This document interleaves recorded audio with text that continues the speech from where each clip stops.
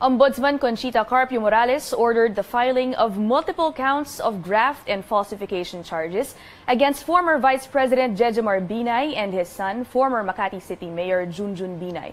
The case stems from the alleged conspiracy to rig the procurement process of the 1.3 billion peso Makati Science High School building. In 2007, then Mayor Binay entered into a consultancy services contract worth more than 17 million pesos for the design of the Makati Science High School building. The Ombudsman, however, notes several irregularities, such as the lack of competitive bidding and non-compliance with the required posting of the invitation to bid.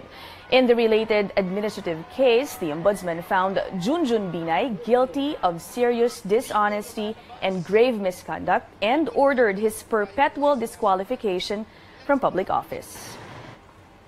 But the spokesman for the Binays, Joey Salgado, is calling the case a witch hunt. Salgado adds he was not surprised by this move as the allegations were answered already but disregarded by the Ombudsman. He says the charges highlight the selective prosecution of the Binays and the Ombudsman's tendency to look the other way when other political personalities are involved. A Senate committee tackles issues on app-based transport services like Grab and Uber. Senators zeroed in on passenger safety and a level playing field to other modes of transportation. Here's our Cecil Lardizabal with the details. Despite everything that's been said and done about transportation network companies or TNCs, questions still remain. Who is accountable in case of accidents involving TNCs like Grab and Uber? Are their charges reasonable? The Senate Committee on Public Services wants to see improvements in the regulation of these ride-sharing companies. In a hearing of the committee, both Grab and Uber say their driver partners are required to have government-mandated insurance, which covers passengers up to 200,000 pesos in case of accident. Grab says all their accredited drivers undergo mandatory drug testing. Uber drivers do not. That's a problem, ma'am, and that's why I do agree, that this is a new technology, but it's imbued with public interest. Senator Win Gatchalian raises concern about the hours drivers spent on the road. There's no regulation for that. But usually it's between 12 to 16 hours. Dahil in driving a day, there are times na madaming pasahero, may mga times na walang pasahero. Bong Suntay, president of Philippine National Taxi Operators Association, says the transportation business is not a level playing field. He insists taxi operators and drivers are losing out to TNCs. We are required to use a taximeter and our fares are regulated. TNVs are not required to have taximeters. They use their algorithm. They use dynamic pricing, meaning to say their fares may vary. The Land Transportation Franchising and Regulatory Board is waiting for a law regulating TNCs. In the meantime, Senator Grace Poe, chairman of the Committee on Public Services, says the LTFRB can provide rules. Marami naman silang pwedeng gawin. Halimbawa, sila na mismo nagsabi, kulang ang mga nagpo-provide ng service para sa mga pasahero. Di-accredit na nila lahat ng mga wala namang problema sa accreditation papers nila. Dinggin na nila ang hinaing ng ating mga taxi drivers. Bigyan naman ninyo ng konting allowance yung kanilang pamasahe. Magbibigay namin yung mga inputs namin so that they can craft a legislation that is really true to its form para sa mga TNVS. There are 7,000 to 9,000 TNVS operating in every hour in Metro Manila. In September, the LTFRB will decide how many will be allowed to operate. Cecil Lardizabal, CNN Philippines. Here are some top stories from around the world. Days after North Korea fired a rocket into the Sea of Japan, the U.S. Air Force launched one of its own. The Air Force launched an unarmed intercontinental ballistic missile from the Vandenberg Air Force Base in California Wednesday morning. The U.S. denies this was a response to recent North Korean actions, but emphasizes it was a long-planned test that demonstrates the ability of the country to defend itself. In Portugal, 2 people were killed Wednesday when a small plane made an emergency landing on a beach. One of the victims is an 8-year-old girl. The Portuguese National Maritime Authority says the girl and an older man were caught off guard when the plane landed at a beach in Costa da Caparica, close to Lisbon. The pilot and co-pilot were not hurt. U.S. President Donald Trump signed into law a measure that imposes new sanctions on Russia, but it restricts as well his ability to ease sanctions against Moscow. The bill represents a rebuke of the president by giving Congress new veto power to block him from removing Russia's sanctions. White House Press Secretary Sarah Huckabee Sanders says Mr. Trump signed the bill in the interest of national unity. Russia's Prime Minister Dmitry Medvedev reacted strongly to the new law, saying it showed a fully fledged trade war declared against Russia. When we return, let's get to know the men who work round the clock, making sure all of us have enough electricity. And fans get a surprise from stars of the hit movie Kita Kita. This is Newsroom on CNN Philippines. Stay tuned.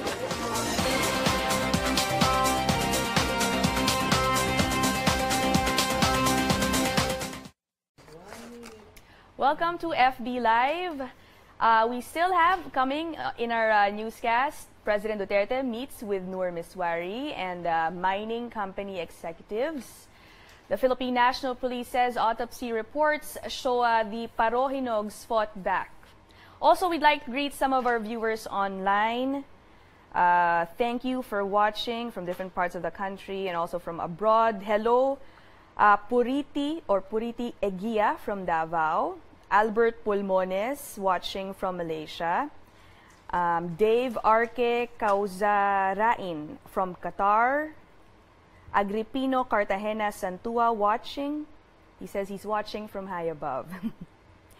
Also, we have some comments from regarding BOC Commissioner Nick Faeldon.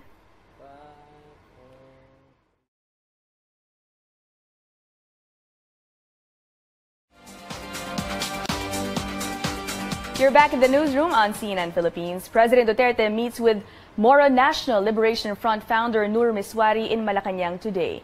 In a photo, President Duterte is seen with his signature pose with the MNLF leader. Miswari first visited Malacanang in November last year. That meeting was made possible after a local court suspended the trial and arrest order for Miswari's rebellion case for the Zamboanga City siege in 2013. He also met with representatives of various mining companies. Photos show Mr. Duterte presenting to them the list of those involved in the illegal drug trade. Environment Secretary Roy Cimatu and Special Assistant to the President Bongo were also present in the meeting. Nagpositibo sa gunpowder nitrate ang namatay na si Osamis City Mayor Reynaldo Parohinog kasama ang 7 sa 15 nasawi sa Osamis raid noong linggo. Ayon sa PNP, makatutulong ito para matukoy kung anong baril ang ginamit at kung may palitan ng putok na nangyari sa ikinasuwi ng alkalde.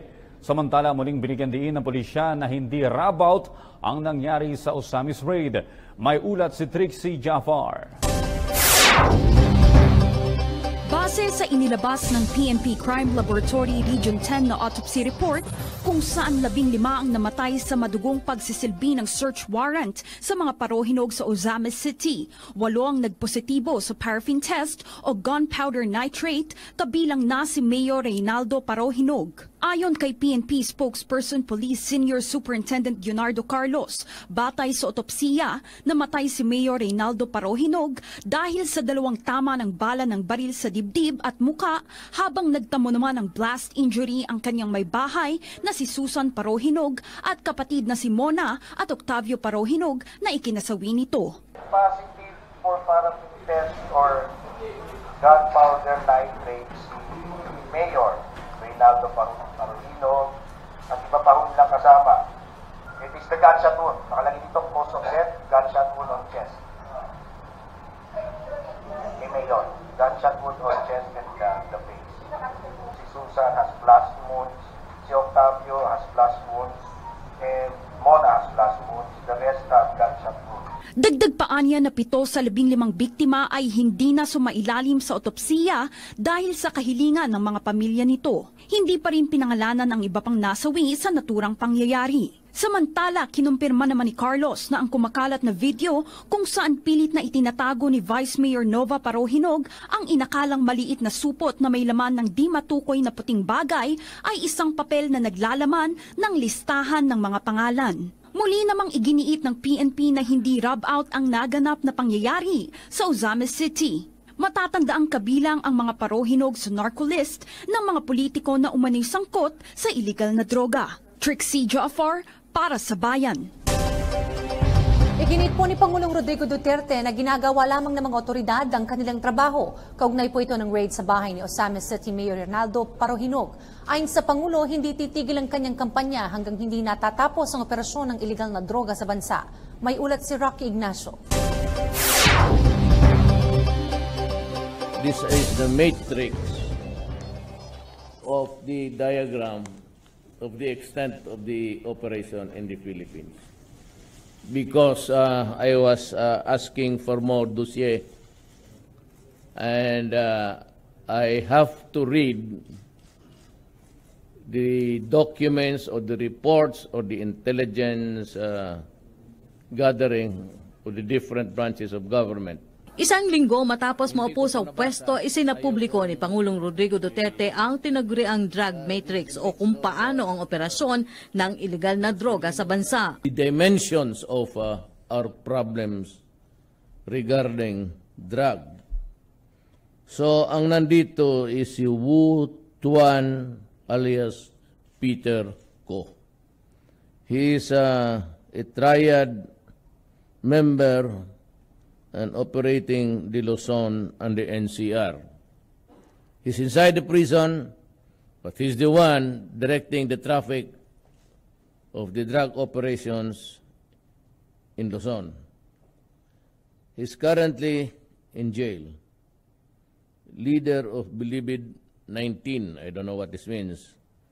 And the other one is Peter Lim alias Jaguar, Triad of the Visayas. Ang pagsugpo sa iligal na droga ang ipinangako ng Pangulo sa mga Pilipino. This is a mix of Chinese mayors. Maraming mayors dito. Kabilang sa mga unang nasangkot sa iligal na droga si Albuera Mayor Rolando Espinosa at anak nito. Nabanggit rin nito ang Ozamis City at ang partisipasyon ng ilang opisyal ng Philippine National Police. You would notice that Garbo is indicated in the line of hierarchy. And the other one is Herbert Colanco. He is also inside the prison. I was informed that he is the son-in-law of the mayor of Ozamis, Aldong Parahinog, and is the husband of the vice mayor, who is the daughter of Parahinog. He is also one of the identified members of Coratong Baliling. At sa pagkasawi ng alkalde at iba pang kasama sa operasyon, iginiit ng Pangulo na ginawa ng otoridad ang kanilang trabaho. The police and the military should make sure that their enemies are dead. Otherwise, if the other guy can still pull the trigger, you will end up with a dead police or a dead military soldier. Bakit ko gusto yan? Ako yung commander-in-chief of all the armed forces. Remember that. Commander-in-chief of all the armed forces in the Philippines. Nauna nang nanindigan si Pangulong Duterte na hindi siya hihinto hanggat hindi nauubos ang pinakahuling drug lord sa bansa. So my appeal to them is, since they are beyond redemption, if they can stop and commit suicide, because I will not allow these idiots to run the show. Not during my watch. Rocky Ignacio para sa Bayan. Ipinagutos ng Department of Justice na sampahan ng kaso ang mga parohinog Sa 14 na pahinang resolusyon, inirekomenda ng proseksyon na sampahan ng kasong illegal possession of firearms and ammunition at possession of dangerous drugs si Osamis City Vice Mayor Nova Princess Parohinog Chavez. Ang kapatid naman itong si Reynaldo Parohinog Jr. ay inirekomendang sampahan ng 3 bilang ng illegal possession of firearms and ammunition at possession of illegal drugs. Maliban dito, sasampahan din ang kasong illegal possession of explosives, sales, acquisition, disposition, importation, or possession of explosive device sa Reynaldo. Ang resolusyon ay nilagdaan ni Senior Assistant State Prosecutor Juan Pedro Navera at Assistant State Prosecutors Josie Cristina Dugay at Ethel Rhea Suril matapos ang inquest proceedings noong Martes. Hiniling po ni Justice Secretary Vitaliano Aguirre na imbestigahan at sampahan ng kaso ang jail guard ng New Bilibid Prison sa Muntinlupa City na nahulihan ng shabu.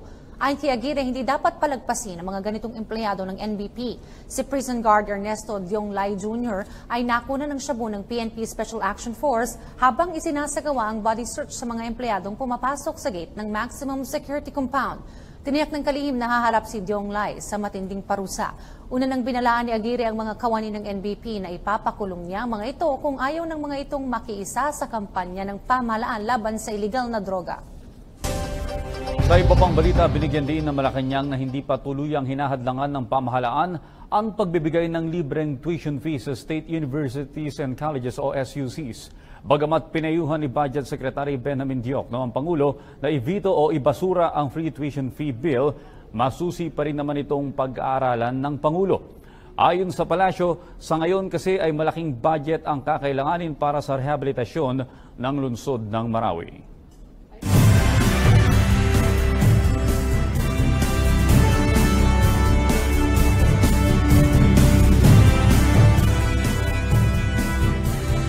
Inaasahan pong tatalakayin sa Association of Southeast Asian Nations ng Polisiya sa Code of Conduct para maresolba ang iringan sa West Philippine Sea. Bagamat walang ibinigay na palugit si DFA Acting Spokesman Robespierre Bolivar para sa negosasyon, pabor naman ang mga miyembro ng ASEAN na tatalakayin ito sa lalong madaling panahon. Sinabi ni Bolivar na ang draft ng COC ay formal na tatalakayin sa ASEAN-China Ministerial Meeting sa August 6. Tinak ng opisyal na magkakaroon ng magandang resolusyon ng ASEAN sa issue ng West Philippine Sea na patas para sa lahat. Mas pinalawig pa ng Malacanang ang pagbibigay ng parangal na Order of Lapu-Lapu sa mga ahensyang magpapakita ng suporta sa 2017 Association of Southeast Asian Nations o ASEAN Summit na ginaganap ngayon sa bansa. Ang parangal na Order of Lapu-Lapu ay binubuo ng Lapu-Lapu, Kalasag at Kampilan medals na ibinibigay sa mga government employees at pribadong individual dahil sa kanilang natatanging serbisyo at pagtataguyod ng advokasya ng Pangulo. Ngunit sa ilalim ng Executive Order No. 35 ay madaragdagan pa ito ng 4 na bagong award. Alinsunod sa EO35, ang Magalong Medal ay ibibigay sa individual na may natatanging paraan sa pagpapatupad ng advokasya ng Pangulo. Ang Kalasag Medal naman ay igagawad sa mga nagbuwis ng buhay sa pagtupad ng advokasya ng pamahalaan. Ang Kampilan Medal ay para sa mga malubhang nasugatan o nawalan ng ari-arian sa pagtupad ng layunin ng gobyerno, habang ang Kamagi Award ay para naman sa mga individual na aktibong nagpa-participate at may malaking naiambag sa mga kampanya at advokasya ng Pangulo. Kabilang sa kasalukuyang advokasya ng Duterte administration ang pagsuporta ng lahat ng ahensya ng pamahalaan sa kasalukuyang ginaganap na 2017 ASEAN Summit. Samantala, patuloy pong pag-usad ng clearing operations ng militar sa Marawi City habang umabot na sa mahigit 100 milyong piso ang tulong na naipaabot sa mga evacuee at pamilya ng mga sundalong nasawi sa bakbakan. Ang detalye alamin sa ulat ni Sweden Velado. 12 mga gusali na sa Marawi ang naideklarang cleared ng militar sa pagpapatuloy ng kanilang clearing operations. Halos 600 mga armas naman ang na-recover. Higit 500 mga terorista ang na-neutralize ng tropa ng mga sundalo at hindi naman bababa sa 1,700 mga sibilyan ang matagumpay na naisalba ng ating mga tropa ng sundalo. Sa pinakahuling datos ng Malacanang, as of August 2, 2017, mahigit 100 milyong piso na ang halaga ng naipaabot paabot na tulong para sa mga pamilya ng mga sundalong nasawi sa gyera sa Marawi. Nasa mahigit 870,000 piso naman na ang natatanggap na donasyon para sa internally displaced persons o IDPs. Ayon kay Communications Assistant Secretary Marie Banaag, 5 naulilang pamilya pa ang makatatanggap ng 1 milyong pisong tulong pinansyal mula Armed Forces of the Philippines ngayong Huwebes. The 1 million for each family of our enforcers killed in action in Marawi is for the assistance provided by anonymous donors from the business sector. Sweden Velado para sa Bayan. Muling lumipad ang mga bagong FA-50 Fighting Eagle jets para pulbusin ang Maute Group sa Marawi City. Magugulitang itinigil muna ang operasyon ng FA-50 dahil sa naganap na friendly fire na ikinasuwi ng 2 sundalo at ikinasugat ng 11 iba pa noong July 12. Ayon kay AFP Public Affairs Office Chief Colonel Edgar Arevalo, wala namang diferensya ang fighter jet at ang piloto at ang bala nito kaya nagdesisyon silang ibalik ito sa serbisyo. Tiniyak ni Arevalo na nagkaroon na ng adjustment sa paggamit ng bomba para hindi na maulit ang insidente.